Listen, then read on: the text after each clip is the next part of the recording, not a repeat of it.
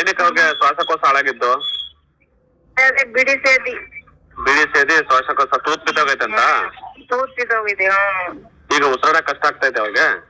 ಹೌದೌದು. ಅಂದ್ರೆ ಮಲಗ್ತಾವ ಏನು ಅವ್ರಿಗೆ ಉಸಿರಾಡ ಮತ್ತೆ ಹೆಂಗ್ ಉಸಿರಾಡಕ್ತಾರೆ ಈಗ? ಯಾವ ತರ ಇದನ್ನ ತಗೊಂಡಿದೀವಿ, ಅದೇನೋ 1,000 ರೂಪಾಯಿ ಕೊಟ್ಟು ಮಿಷಿನ್ ತಗೊಂಡು ಆ ಮಿಷಿನ್ ಅಲ್ಲೇ ಸ್ಟೀಮ್ ಹೊಗೆ ತಗೋತಾ ಇದಾರೆ. ಹೌದು. ಈಗ ಕಷ್ಟ ಆಗ್ತಾ ಇದೆ ಈಗ.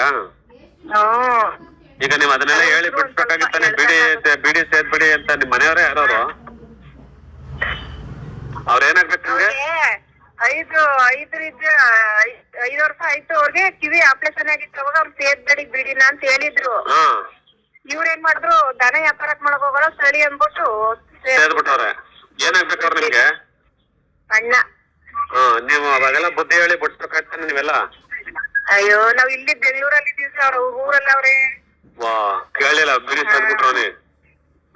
ಚೆನ್ನಾಗ್ ಬೇಗಿದ್ರು, ಇವಾಗ ಅನ್ಬೋಸ್ತಾರೆ. ಈಗ ಇರ್ಬೇಕು ಅಂತ ಅವ್ರಿಗೆ ಇರೋದಕ್ಕೆ ಆತ ಈಗ ಇರಕ್ ಆಯ್ತಲ್ಲ. ಬಿಡಿ ಸೇದಿ ಹಾಳ್ ಮಾಡ್ಕೊಂಡು ಯಾರೇ ಅವ್ರೇ. ಈಗ ಗ್ಯಾಸ್ಟ್ರಿಕ್ ಊಟನು ಸರಿಯಾಗಿ ತಿಂದೆ ಕುಡ್ಕೊಂಡು ಅವ್ರೇ ತಯಾರ ತರಕಾರಿ ತಿನ್ನಲ್ಲ, ಎಲ್ಲ ಸೈಡ್ಗೆ ಹಾಕೋದು.